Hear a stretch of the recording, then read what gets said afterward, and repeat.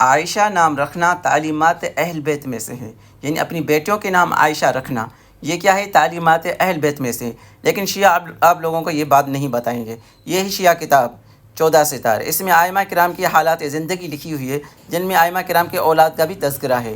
یہ دیکھیں، یہ آتے ہیں امام رضا علیہ السلام۔ امام رضا علیہ السلام کے اولاد کا ذکر ہے۔ کیا لکھا ہوا ہے؟ آپ کے 5 لڑکے اور 1 لڑکی تھی، جن کے نام یہ ہیں: امام محمد تقی، حسن، جعفر، ابراہیم، حسین اور عائشہ۔ بیٹی کا کیا نام رکھا ہے؟ عائشہ۔ ایک ہی لڑکی تھی، ایک ہی بیٹی تھی، اور اس کا نام بھی کیا رکھا؟ عائشہ۔ کس نے رکھا؟ امام رضا علیہ السلام کی ایک ہی بیٹی تھی جن کا نام عائشہ تھا۔ آگے آئیے،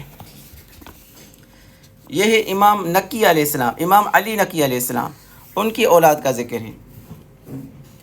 آپ کی کئی بیویاں تھیں، ان سے کئی اولادیں بھی پیدا ہوئی ہیں، جن کے اسماء یہ ہیں: امام حسن عسکری، حسین بن علی، محمد بن علی، جعفر بن علی، اور دختر معصومہ عائشہ بنت علی۔ کیا نام ہے؟